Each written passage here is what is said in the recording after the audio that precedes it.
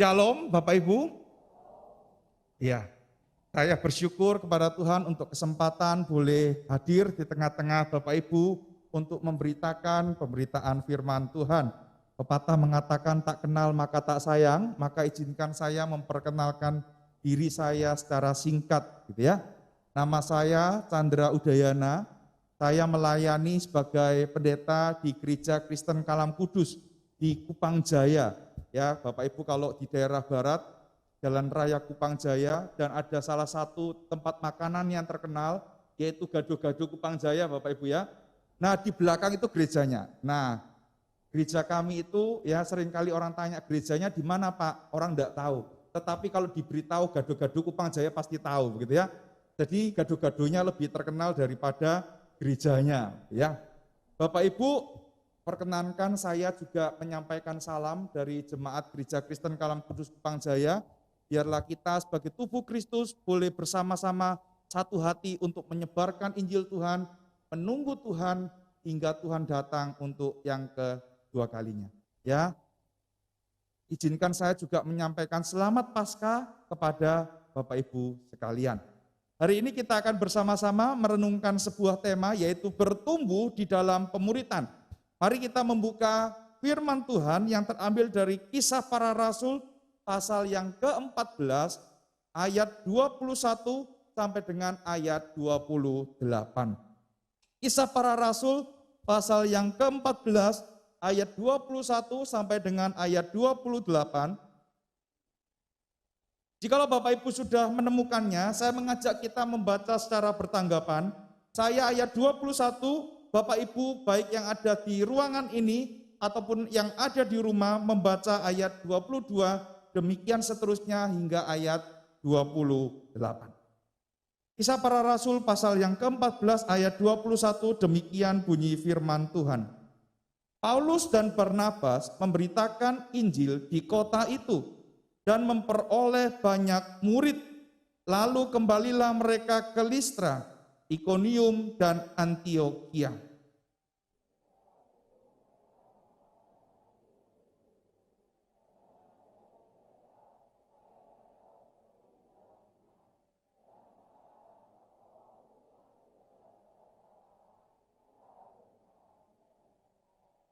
Di tiap-tiap jemaat, rasul-rasul itu menetapkan penatua-penatua bagi jemaat itu. Dan setelah berdoa dan berpuasa, mereka menyerahkan penatua-penatua itu kepada Tuhan, yang adalah sumber kepercayaan mereka.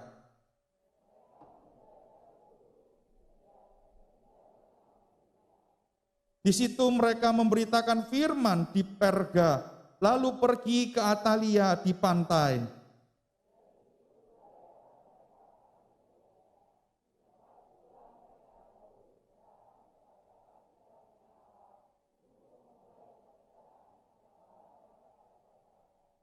Setibanya di situ mereka memanggil jemaat berkumpul, lalu mereka menceritakan segala sesuatu yang Allah lakukan dengan perantaraan mereka, dan bahwa Ia telah membuka pintu bagi bangsa-bangsa lain kepada iman.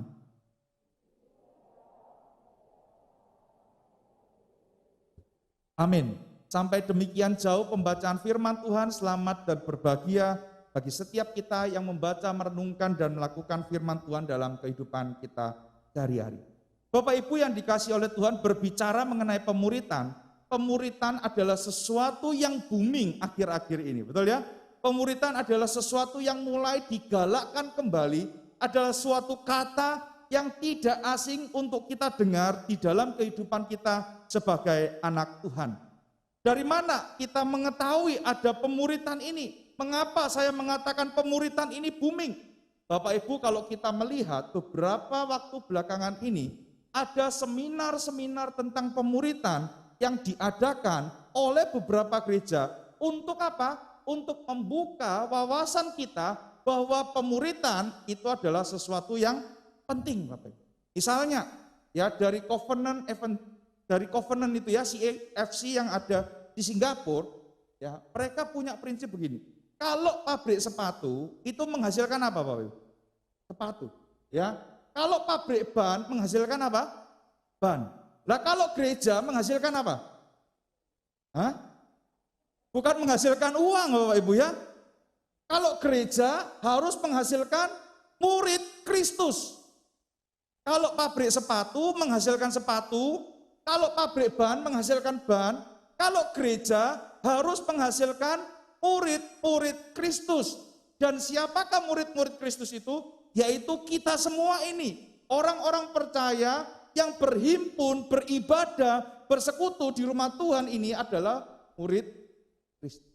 Ya, oleh karena itu Bapak Ibu, pemuridan menjadi sesuatu yang booming dan menjadi trendsetter di belakangan ini. Ditambah lagi dengan adanya pandemi. Bapak Ibu, pandemi ini membuka mata kita bahwa pembinaan, pemuridan itu tidak bisa hanya dilakukan secara komunal seperti ini, betul ya? Karena ini sifatnya adalah satu arah. Tetapi pandemi membukakan kepada kita bahwa pemuridan itu harus dilakukan mulai dari unit yang terkecil di dalam keluarga kita, yaitu di rumah-rumah. Bapak Ibu, penting bagi kita untuk memulai yang namanya pemuridan. Kita tidak dipanggil untuk menghasilkan jemaat yang banyak, tetapi kita dipanggil untuk menghasilkan murid-murid Kristus yang militan bagi pekerjaan Tuhan. Oleh karena itu Bapak Ibu, kalau Bapak Ibu ikuti ya, beberapa waktu yang lalu literatur perkantas menerjemahkan sebuah buku yang baik Bapak Ibu. Bukunya apa? Judulnya itu adalah Mama Bear Apologetic. Ya, saya di sini tidak dititipin pesan oleh literatur perkantas Bapak Ibu ya. Tetapi Bapak Ibu, buku Mama Bear Apologetic ini buku apa? Buku yang menyadarkan kepada orang tua bahwa anak-anak itu sejak kecil perlu diajar mengenai firman Tuhan. Saya tidak tahu Bapak Ibu, anak-anak Bapak Ibu bagaimana. Apakah anak-anak itu pernah bertanya, Pak, Allah itu ada berapa? Betul ya? Kita jawab 1. Tapi kok ada Allah Bapa, Allah Putra, dan Allah Roh Kudus? Nah bagaimana kita menjelaskannya? Begitu kan? Nah kalau orang tua cuma sibuknya mikir cari uang, cuan jen, begitu kan? Lalu anak-anak ini siapa yang memuridkan? Dunia ini dan segala pengajarannya yang akan memuridkan mereka. Nah kalau mereka dimuridkan oleh dunia, maka jelaslah masa depan gereja ini. Gereja-gereja itu akan ditinggalkan oleh anak-anak muda. Dan ini kan menjadi isu Bapak Ibu ya. Kenapa anak-anak muda banyak meninggalkan gereja? Karena apa? Di dalam rumah mereka tidak mendapatkan pemuridan yang baik. Bapak Ibu yang dikasih oleh Tuhan, ketika saya mengatakan bahwa gereja harus melakukan pemuridan, bukan berarti pemuridan itu adalah sebuah tindakan yang mudah. Tidak Bapak Ibu. Pemuridan itu dilakukan dengan penuh tantangan. Mulai dari keluarga kita. Hal sederhana yang bisa kita lakukan apa Bapak Ibu? Membaca firman bersama-sama, berdoa bersama-sama, dan membahas firman Tuhan itu. Kalau kita melihat ya, mungkin kita akan bertanya, apa sih yang akan dialami oleh jemaat ketika mereka mengikuti pemuridan? Yang pertama Bapak Ibu, kalau kita melihat pemuridan akan menolong kita, umat-umat Tuhan, murid-murid Kristus, orang-orang percaya untuk memiliki ketekunan di dalam iman. Bapak Ibu, kalau kita membaca perikop ini merupakan perjalanan pelayanan Paulus dan Barnabas di Ikonium, Listra, dan kembali ke Antiokhia. Dan kalau kita melihat di dalam pelayanan mereka, apa yang mereka lakukan? Di dalam ayat 21 dikatakan apa? Mereka memperoleh banyak murid. Nah Bapak Ibu, kalau kita melihat dari bahasa aslinya, mateteusantes itu sama dengan ya apa yang dikatakan oleh Yesus ketika akan terangkat ke surga di dalam Injil Matius. Dikatakan apa? Segala kuasa telah diberikan kepadaku. Maka kamu harus apa? Pergi. Terus apa? Jadikanlah semua bangsa muridku. Jadi di dalam setiap pelayanan yang Paulus dan rekan-rekannya lakukan, mereka itu untuk mencetak atau menjadikan orang-orang ini adalah murid Kristus. Nah kalau kita mau lihat Bapak Ibu, ketika Yesus memanggil murid-muridnya, come and follow me, datang dan ikutlah aku. Jadi seorang murid itu Bapak Ibu, seyogyanya adalah seperti apa? Jadi kalau gurunya itu jalan di sini Bapak Ibu, maka murid itu mengikuti di belakangnya. Murid itu melihat dan mengamati, mendengarkan apa yang dilakukan oleh gurunya. Jadi gereja tidak pernah diminta untuk menciptakan Jesus Fans Club, ya. Tidak pernah membuat Instagram Yesus Kristus dan banyak yang follow, bukan.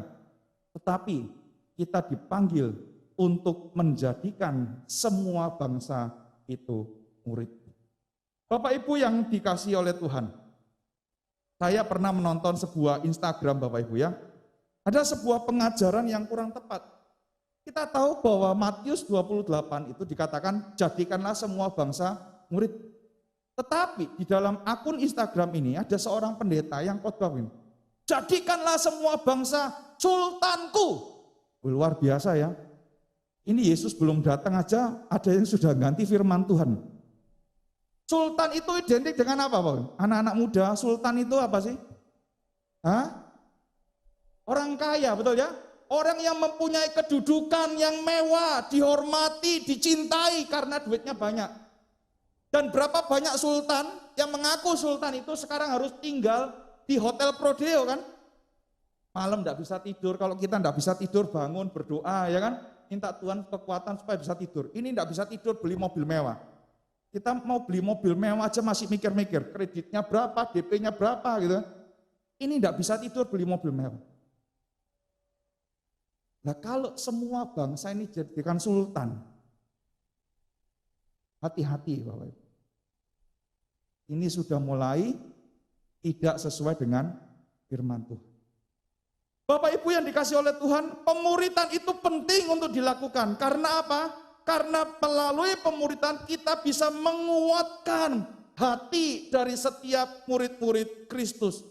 Ingat Bapak Ibu, kita dipanggil untuk mengikut Yesus, tidak untuk supaya hidup kita itu bebas dari masalah. Betul ya? Yang setuju boleh angkat tangan. Apakah kita dipanggil ikut Yesus? Oh, ikut Yesus anti miskin. Ikut Yesus anti sakit. Ikut Yesus anti kanker, kantong kering. Apakah seperti itu? Tidak Bapak Ibu. Tetapi kalau kita melihat perjalanan dari setiap rasul dan murid-murid Kristus, ketika mereka melayani Tuhan, ketika mereka mengikut Kristus, mereka menghadapi apa? Banyak penderitaan, banyak sengsara. Bapak Ibu, kalau kita melihat apa yang dilakukan oleh Paulus dan Barnabas di dalam perjalanan misinya, mereka memuridkan orang-orang itu dengan cara apa? Menguatkan hati dari para murid. Menguatkannya berdasarkan apa Bapak Ibu? Berdasarkan firman Tuhan. Menguatkannya berdasarkan apa? Ajaran yang telah ditinggalkan oleh Yesus Kristus. Makanya di dalam 1 Timotius 3 ayat 16 dikatakan apa? Firman Tuhan itu bermanfaat untuk mengajar, menyatakan kesalahan, memperbaiki perilaku, mendidik orang dalam kebenaran. Nah kalau misalnya ada di dalam kelompok kecil kita Bapak Ibu ya, ada pasangan yang bergumul, kelihatannya aku meh cerai ambek bojoku, gitu kan? Aku meh pisah sama pasanganku. Bapak Ibu sebagai orang, sebagai murid-murid Kristus, kita menasehatinya seperti apa Bapak? Pasti jawabnya apa?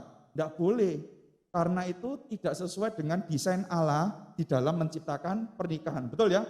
Perceraian itu tidak menyukakan hati Allah. Nah kalau kita tadi menyanyikan lagu pujian segala kemuliaan hanya bagi Tuhan, maka kita pasti tidak akan mengizinkan pasangan itu bercerai, betul ya?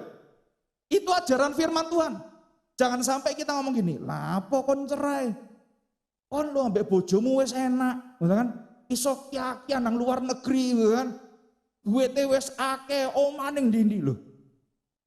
Kalau kita menguatkan mereka dengan ajaran yang bukan firman Tuhan, maka Bapak Ibu, itu bukan yang namanya pemuritan.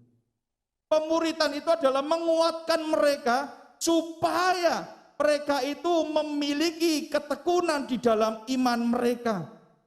Bapak Ibu, di dalam perenungan minggu-minggu Paskah dan minggu-minggu sengsara yang kita peringati bersama minggu lalu, saya merenungkan pergumulan Tuhan Yesus di atas, menuju ke atas kayu salib ketika di Taman Getsemani. Itu adalah sebuah kisah yang kita semua sudah hafal, Bapak Ibu. Yesus berdoa, ya Bapa, kalau boleh kiranya cawan ini lalu daripadaku, bukan kehendakku yang terjadi tetapi kehendakmu. Itu kita semua sudah hafal. Di dalam Injil Matius dicatat, di dalam Injil Markus dicatat, dan di dalam Injil Lukas juga dicatat. Bapak Ibu nanti pulang boleh lihat di dalam catatan Injil Lukas. Lukas 22 ayat 43. Setelah Yesus berdoa seperti itu, apa yang dicatat oleh firman Tuhan? Firman Tuhan mengatakan demikian. Maka seorang dari langit menampakkan diri kepadanya, seorang malaikat dari langit menampakkan diri kepadanya untuk memberi kekuatan padanya. Pergumulan itu ada enggak? Ada. Pergumulan itu nyata enggak? Nyata. Ditambah lagi minyak goreng mahal, ya kan? Terus LPG naik, betul enggak? Pendeta pusing enggak dengan hal-hal itu? Ya pusing Bapak Ibu, pendeta belanja nganggo duit, ya toh? Nah lek kabeh munda, kan pasti harus ngatur lagi kan? Tetapi dikatakan apa? Tuhan tidak cabut penderitaan itu. Tuhan berikan kekuatan bagi kita untuk melalui. Loh, ini teladan yang ditinggalkan oleh Yesus sendiri. Ketika mau menuju ke atas kayu salib, pergumulannya berat. Dia berdoa, kalau boleh pergumulan ini lalu daripadaku. Tetapi Allah tidak mencabut pergumulan itu. Allah mengirim malaikatnya untuk memberikan kekuatan padanya. Ini yang harus kita lakukan Bapak Ibu. Bertekun di dalam firman Tuhan. Menguatkan berdasarkan firman Tuhan. Seringkali Bapak Ibu kita alergi terhadap yang namanya kesulitan atau penderitaan. Tetapi penderitaan dan kesulitan itu adalah sebuah sarana Allah untuk semakin hari, semakin kita boleh mengenal siapa Tuhan kita. Amin Bapak Ibu. Oleh karena itu Bapak Ibu, ayo kita sama-sama mau dimuridkan. Kita mau sama-sama untuk apa? Dinasehati dan dikuatkan oleh firman Tuhan. Dan yang kedua Bapak Ibu, kalau kita melihat apa yang dilakukan di dalam pemuridan, ya, Paulus meminta menasehati mereka supaya mereka tinggal bertekun, ya. Bapak Ibu, kalau kita lihat di dalam kata aslinya tinggal itu sama dengan, ya, apa yang dipakai oleh Yesus di dalam mengatakan akulah pokok anggur. Kamu tidak dapat berbuat apa-apa kalau kamu tidak tinggal di dalam aku. Jadi Bapak Ibu, ketika pemuritan dilakukan, maka harus ada pemuritan itu apa? Menghasilkan relasi kita semakin dekat dengan siapa? Dengan Tuhan kita. Melalui siapa? Melalui teladan kehidupan para mentor yang ada. Ya, jadi Bapak Ibu, pemuritan itu bukan asal pilih sembarang orang. Oh, kamu kelompoknya ini, kamu kelompoknya ini, kamu kelompoknya ini. Ketika kami dikirim oleh Sinode Gereja Kristen Kalam Kudus ke Singapura, Bapak Ibu, untuk belajar pemuritan. Ya, di CEFC itu. Pastor Edmund mengatakan begini, tidak semua orang itu mau untuk dimuridkan. Itu kenyataannya. Karena apa? Di sana kita itu sharing our life, menceritakan tentang kehidupan kita. Terus kemudian kita itu dinasehati, diarahkan seperti itu. Dan pemuritan itu bukan asal tunjuk, kamu anggotaku, tapi didoakan siapa yang bersedia untuk menjadi murid. Jadi prosesnya tidak gampang Bapak Ibu. Kalau kita kan seringkali pemuritan itu hanya program gereja, oh pokoknya pemuritan jalan, kamu masuk kelompok ini, kamu masuk kelompok ini. Enggak. Tetapi pemimpin itu benar-benar menggumulkan siapa orang yang mau dimuridkan di dalam kehidupan. Anak-anak muda misalnya ya, saya juga bersyukur mendapatkan kesempatan untuk mengajar di UK Petra Bapak Ibu ya. Setelah mereka itu, ini sebelum pandemi Bapak Ibu ya, setelah mereka dapat nilai, lihat ujian gitu ya, terus kemudian datang ke TU lihat nilai, nilaimu piro gitu ya. Diakhiri dengan kata-kata ini, nilaimu piro. Depannya huruf C, belakangnya huruf K, tengah-tengahnya huruf vokal. Bapak Ibu tahu sendiri, yang pasti bukan C, bukan cak, bukan C, ya kan? Ya, nilaimu piro, it, gitu. Terus kemudian temennya yang dapat jelek, nilaiku suida, it, begitu kan? Terus kemudian dia tanya lagi, nilaimu piro, it, begitu. Yang dapat nilai bagus jawabnya apa? Nilaiku 90, it. Saya bingung. Nilai bagus meso, nilai jelek meso. Loh, yang salah ini apa? Yang konslet itu apa? Bukankah setiap minggu datang ke gereja untuk beribadah? Betul enggak? Mulutnya memuji Tuhan, tetapi manggil temannya pakai pisuan-pisuan seperti itu. Lah ini apa yang dimuridkan Bapak Ibu? Siapa yang memuridkan siapa? Dunia yang memuridkan kita atau kita yang dimurid? Pemuritan itu berbicara mengenai teladan hidup. Apa yang Paulus saksikan dan Barnabas saksikan di dalam bagian ini? Mereka pergi berkeliling memberitakan Injil, mencetak murid, ya, menceritakan apa yang mereka kerjakan, memberitakan firman Allah. Bapak Ibu,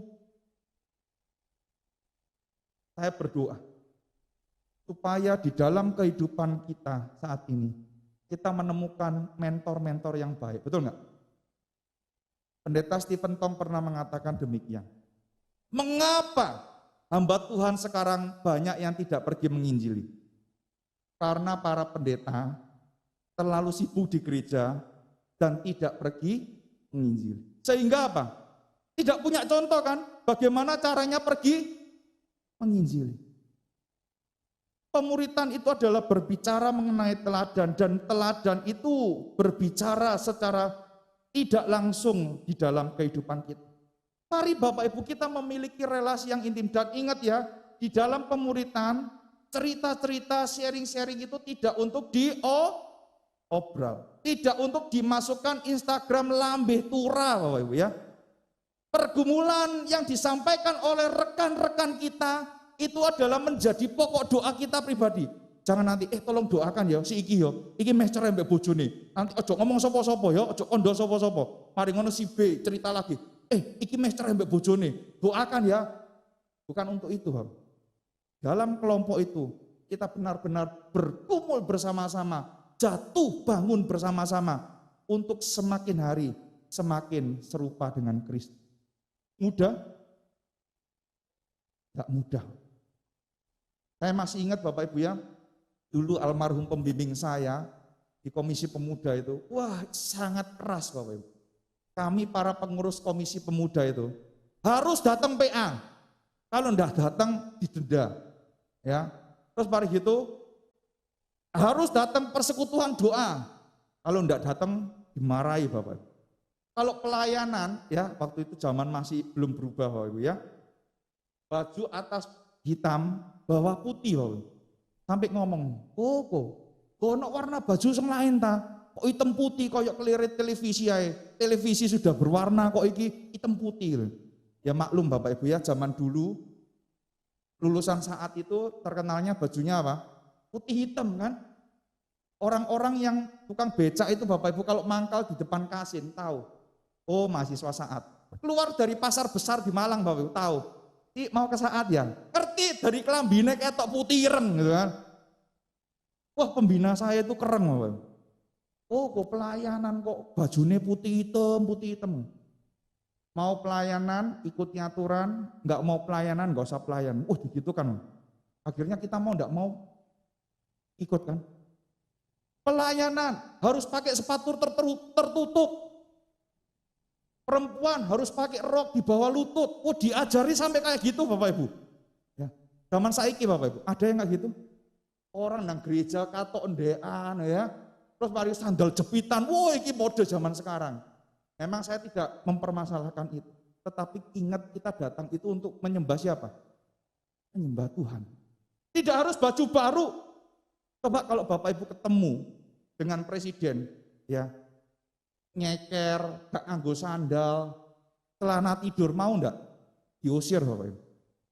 Nah kita ini mau melayani Tuhan, mau mengikut Tuhan, harus dipersiapkan yang baik. Itulah teladan yang ditinggalkan oleh orang-orang percaya. Supaya apa? Di dalam perjalanan kita melayani Tuhan, kita boleh mengikuti cara-cara yang benar. Di dalam pemuritan itu berbicara mengenai teladan. Jadi kita dikuatkan, kita dinasehati sesuai dengan firman Tuhan dan teladan hidup orang percaya. Oleh karena itu, hati-hati kalau kita mau berkata-kata. Hati-hati kalau kita mau bertindak. Bukan karena karena saya pendeta enggak boleh macam-macam, bukan. Ingat, bukan status jabatan gerejamu yang membuat engkau begitu. Tetapi apa? Statusmu di hadapan Tuhan, bahwa engkau adalah murid Kristus yang harusnya hidup benar, hidup kudus, berbeda daripada dunia ini. Bapak Ibu yang dikasihi oleh Tuhan, itu hal yang pertama. Apa yang akan kita dapatkan ketika kita mengikuti pemuritan? Bahwa kita akan memiliki ketekunan di dalam iman. Di dalam beberapa terjemahan bahasa Inggris diterjemahkan dengan continue in faith. Beriman itu gampang atau susah Bapak Ibu? Ada orang yang mengatakan, pokoknya beriman saja Pak, asal selamat. Iman itu Bapak Ibu, salah satu unsur dari iman itu adalah pengetahuan. Pengetahuan akan firman Tuhan. Nah kalau Bapak Ibu tidak dibekali oleh kebenaran firman Tuhan, bagaimana Bapak Ibu bisa beriman? Maka dikatakan imanmu adalah sia-sia, imanmu adalah kosong, dan itu tidak memberi dampak apa-apa di dalam kehidupanmu. Pembinaan doktrinal penting enggak Bapak? Penting. Ya, saya berasal dari gereja yang sangat reform Bapak Ibu ya. Menekankan kedaulatan Tuhan dan pemeliharaan Tuhan. Beberapa waktu lalu ya hamba Tuhan dari gereja asal saya itu meninggal karena COVID. Satu malam antri di ICU tidak dapat kamar dan besoknya langsung meninggal. Saya cuma sedih, saya cuma mau ngomong sama Tuhan, kok bisa sih kayak gini? Tetapi Bapak Ibu, pembinaan yang dilakukan di gereja, bahwa Tuhan itu berdaulat atas segala sesuatu itu yang menguatkan saya. Segala sesuatu tidak akan terjadi tanpa kehendak Tuhan. Meskipun sulit, saya tetap berusaha menerima itu. Tuhan dia itu hamba Tuhan yang baik loh. Hamba Tuhan yang menyatakan kebenaran. Kok Tuhan panggil sih? Apakah Tuhan tidak bisa cabut COVID itu dari tubuhnya? Saya sampai ngomong sama Tuhan begitu. Tetapi pembinaan yang dilakukan itu mengingatkan saya, ingat segala sesuatu itu adalah di dalam kedaulatan Tuhan. Anak istrinya masih kecil-kecil. Saya ngomong Tuhan, ya apa iki istrine kok sapa sing pelihara anake kok sekolah ya apa? Firman Tuhan itu mengatakan bahwa Tuhan yang akan menjaga dan memelihara. Jadi penting enggak pembinaan doktrin? Orang Kristen sekarang wah sempenting golek pembicara yang apa? Lucu-lucu, pulang bisa ketawa gitu kan, hati senang. Kalau mau cari itu Bapak Ibu, cari di Trans 7 itu banyak, ya kan? Ada Laporpa, ada Pasbuka, itu banyak Bapak Ibu. Tidak usah pergi ke gereja. Justru di gereja ini, engkau harus mendapatkan pengajaran yang kuat. Supaya apa? Imanmu semakin tekun. Karena apa? Tantangan zaman semakin lama semakin bertambah. Itulah gunanya kita pemuritan. Untuk mendapatkan ketekunan di dalam iman. Yang kedua Bapak Ibu, bagaimana pemuritan itu dapat memberikan dampak bagi setiap kita. Nah, tadi saya sudah sempat singgung Bapak Ibu ya, pemuritan itu dapat memberikan dampak ketika para mentor itu, para guru itu meninggalkan teladan bagi para muridnya. Kita pernah dengar istilah guru itu apa Bapak Ibu? Digugu dan ditiru ya. Ada istilah guru kencing berdiri, murid kencing berlari gitu ya, bukan berarti muridnya jorok, bukan. Artinya apa Bapak Ibu? Apa yang dilakukan guru itu akan diikuti oleh para muridnya. Jadi Bapak Ibu, pemuritan itu penting dan teladan apa yang harus nampak di dalam kehidupan kita sebagai guru atau mentor. Yang pertama, tugas kita hanyalah untuk menjalankan misi Tuhan. Coba kita lihat sepanjang misi dari Paulus dan Barnabas ini Bapak Ibu. Apa yang dilakukan? Tidak lain dan tidak bukan untuk memberitakan Injil. Bahkan ketika di dalam penjara pun mereka bersuka cita karena apa? Bukan bersuka cita karena dapat makan gratis, tempat tinggal gratis Bapak Ibu, bukan. Tetapi mereka bersuka cita boleh diberikan kesempatan untuk memberitakan Injil di dalam penjara. Lihat ini Bapak Ibu. Gereja harus menjadi corong kebenaran Allah untuk menyampaikan Injil Yesus Kristus. Injil itu apa?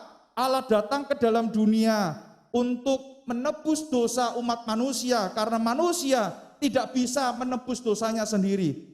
Dan setiap orang yang percaya kepadanya tidak akan binasa melainkan hidup yang itulah berita Injil yang harus senantiasa kita beritakan.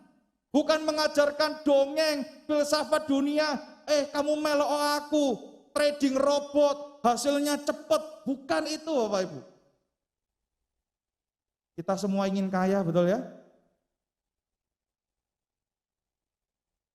Caranya seringkali apa? Kita mau yang instan.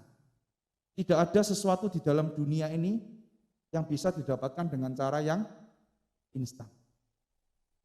Oleh karena itu Bapak Ibu, mari kita perlengkapi diri kita dengan firman Tuhan untuk boleh menghasilkan murid-murid Kristus yang militan bagi pekerjaan Tuhan. Amin Bapak Ibu. Dan yang kedua Bapak, teladan apa yang ditinggalkan oleh para rasul? Bahwa mereka melayani Tuhan dengan kasih karunia Allah. Dan itu jelas Bapak Ibu di dalam ayat 26 Bapak Ibu ya. Dikatakan dari tempat itu mereka dahulu diserahkan kepada kasih karunia Allah untuk memulai pekerjaan yang telah mereka selesaikan. Bapak Ibu kalau kita mendengarkan kisah-kisah mengenai gereja, bagaimana gereja itu diawali, kita melihat bukankah itu kasih karunia Allah, betul enggak? Kita ini orang yang berdosa, sukanya mencari jalan kita sendiri. Pelayanan penginjilan itu susah atau gampang? Kalau cuma dikasih duit, percaya Tuhan Yesus, gampang, betul enggak? Tetapi kalau kita memberitakan Injil yang sejati, kamu orang berdosa, kamu tidak bisa menyelamatkan dirimu sendiri, kamu perlu juru selamat, pasti susah loh. Dan ketika kita melihat gereja-gereja yang bertumbuh, itu semata-mata karena siapa? Kasih karunia dari Allah. Jadi Bapak Ibu ketika kita berhasil di dalam pelayanan, jangan sombong. Jangan merasa ini karena jasaku, bukan. Tetapi karena kasih karunia Allah yang masih mau memakai kita untuk melayani Tuhan. Kalau Tuhan tidak mau pakai kita bisa enggak? Bisa. Kalau Tuhan pakai batu untuk membuat orang percaya bisa enggak? Tuhan pakai benda mati untuk membuat orang percaya kepada dia bisa enggak? Bisa. Oleh karena itu Bapak Ibu, pemuritan itu ingin mengatakan kepada kita melalui pelayanan yang dilakukan oleh para rasul bahwa pelayanan itu semua didasarkan oleh kasih karunia Allah. Dan kasih karunia Allah itu berbicara mengenai apa? Mengenai perlindungan yang diberikan kepada setiap orang yang melayani Tuhan. Pada waktu Paskah yang lalu, Bapak Ibu, minggu lalu, saya khotbah di Jakarta, ya, dan di situ ada seorang ya jemaat dari Gereja Kristen Kalam Kudus Jogja, ya, dan juga majelis menceritakan bahwa bagaimana perintis pendeta yang merintis pelayanan di Kalam Kudus Jogja itu, Bapak. Hamba Tuhan ini menginjili orang-orang Tionghoa yang ada di Jogja itu. Nah, orang-orang Tionghoa itu ya perkumpulan itu melihat, wah iki kok kabeh dijadino Kristen. Ngamuk Bapak Ibu. Akhirnya menyewa satu orang untuk meneror, bawa pisau untuk meneror pendeta ini. Stop ya, ojo beritakan Injil lagi kepada orang Tionghoa, gitu ya. Pisaunya wis dibawa Bapak Ibu.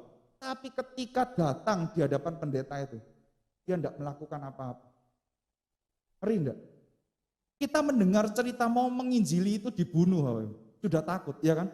Tapi ingat kasih karunia Allah itu yang menjagai setiap kita, yang melindungi setiap kita ketika kita mau melayani Tuhan dengan benar. Melayani Tuhan tidak selalu mudah, tetapi ada kasih karunia Allah yang diberikan kepada setiap kita. Amin Bapak Ibu. Itulah gunanya kita mengikuti pemuritan, mengikuti teladan yang ditinggalkan, supaya kita boleh bertumbuh di dalam iman sampai kita berjumpa dengan Tuhan yang kedua kalinya. Saya tutup dengan pengalaman saya Bapak Ibu ya. Saya bersyukur bahwa gereja kami mendapatkan dana bantuan hibah dari pemerintah Provinsi Jawa Timur Bapak Ibu ya, sebesar 54 juta. Wih, kok akeh Pak? Titik, karena yang dianggarkan pertama kali di proposal itu 98 juta. Tetapi yang disetujui itu 54 juta. Gampang enggak Pak? Wangel Bapak Ibu. Ya kita orang Surabaya ngomong angel itu tambah kan itu wangel itu temenan gitu. Angelnya apa? Ketika buat proposal, ya kan? Minta tanda tangan lurah. Lurah enggak mau tanda tangan. Takut toh kalau nanti dananya salah, dia kena tiduk begitu kan. Terus di surat tulis, lurah tidak bertanggung jawab atas penggunaan itu, tanda tangan. Ya kan?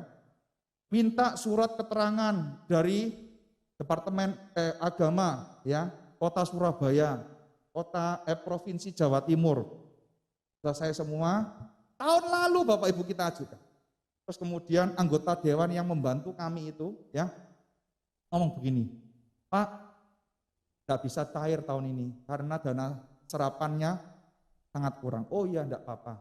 Semua itu anugerah Tuhan. Dapat bersyukur, tidak dapat juga bersyukur. Kemarin Bapak Ibu, ya bulan April yang lalu dihubungin, silakan datang verifikasi. Wah, diminta semua dokumen asli Bapak Ibu ya, akte-akte sinode, akte-akte gereja, tak bawa, tak bawa kabeh Bapak Ibu. Mau diminta apa, lihat ada semua. Setelah itu dia minta, Pak dibuat RAB ulang ya. RAB ulang itu apa?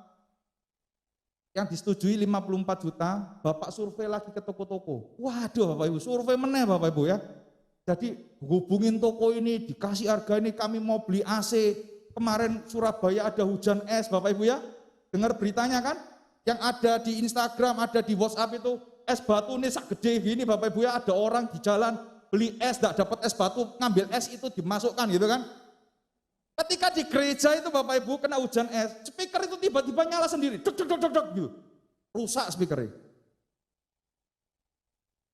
Nah kok ya pas butuh, pas ada, saya ngomong, Bu boleh enggak dianggarkan untuk ganti speaker gereja? Oh boleh Pak, diganti, langsung tak anggarkan. Sulit enggak? Sulit. Terus diminta apa? Ternyata proposal asli itu ketelisut, enggak tahu di mana Bapak Ibu. Disuruh buat proposal yang asli, tanda tangan lurah yang lama, tak ngurus kelurahan. Ya toh? Oh Pak lurah ini wes pindah jadi camat. Enggak mungkin ngurus tanggal yang lama, tanda tangan lurah baru kan enggak mungkin, SK-nya sudah beda. Waduh, gimana ini ya? Balik lagi ke RT, balik lagi ke RW, capek enggak? Itu namanya pelayanan, tidak dibayar, betul enggak? Kalau dibayar namanya pekerjaan. Meskipun capek, ada sukacita tersendiri. Saya ngomong sama ini ya, ibu yang nangani proposal saya. Bu, aku tanda tangan di atas materai sak ngono akeh di stempel gereja meneh. Iki lek ana apa-apa aku langsung keciduk Bapak. Gitu ya. Aku lo gak nerima uang apa-apa. Semuanya masuk langsung rekening atas nama gereja, betul ya? Ya makanya Bapak harus hati-hati. Resiko toh melayani Tuhan. Itu yang harus kita lakukan. Kalau kita melayani saat semuanya duit ada, ya kan? Saat jemaat gampang diajak melayani, itu gampang loh. Tapi ketika masa-masa sulit kita melayani, itulah sebenarnya ujian kita yang sebenarnya. Ya. Oleh karena itu, saya menghimbau Bapak Ibu jemaat yang sudah nyaman ibadah di rumah, ya enak tinggal buka TV, terus nyala gitu ya. Ayo balik ke gereja. Ibadah di YouTube itu nyaman nggak? Nyaman ya? Masih nganggo celana tidur, baju tidur, pendeta yang ngerti nggak? Nggak ngerti. Mas yo wis sikatan, gigine gorong sikatan, ngerti enggak pendetoy? Nah, ya kan? Mas yo ibadah ambek gosok klambi, pendetoy ngerti enggak?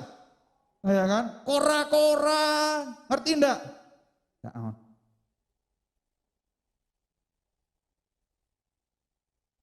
mengikut Tuhan harus membayar harga. Melayani Tuhan harus melewati berbagai macam kesusahan. Yang saya ceritakan ini Bapak Ibu, ya orang bilang, wah Pak Chandra kamu hebat. Saya ngomong gini, enggak. Itu memang orang Tionghoa bilang ingkaite. Apa itu ingkaite? Sudah sewajarnya yang dilakukan seperti itu. Bukan karena saya hebat, itu karena kasih karunia. Saya pernah jualan koran bekas Bapak Ibu, dapat 500 kilo. Diga apa duitnya? Beli barang-barang gereja. Bukan masuk ke saya. Beli kantong persembahan, beli jam, beli mic yang sensitif itu untuk gereja. Lek aku ngumpul duit, ya aku dewek Bapak Ibu, wis sugih, betul enggak? Tapi saya tidak mau karena saya tahu panggilan saya untuk melayani itu. Mau dimuridkan, mau mengikuti mentor kita yang dahulu memuridkan dengan susah. Dan kalau Bapak Ibu bersedia, maka saya yakin banyak jiwa yang akan ditambahkan melalui gereja di tempat ini. Amin. Kiranya Tuhan memberkati setiap kita. Mari kita berdoa.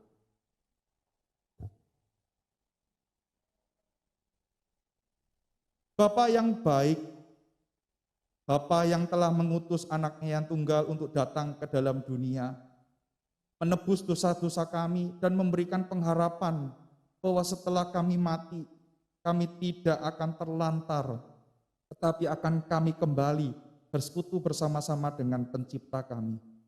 Bapa yang telah menganugerahkan firman Tuhan kepada setiap kami, tolong kami menjadi anak-anak Tuhan yang bukan hanya mendengarkan firman Tuhan, tetapi menjadi anak-anak Tuhan yang mau melakukan kebenaran firman Tuhan.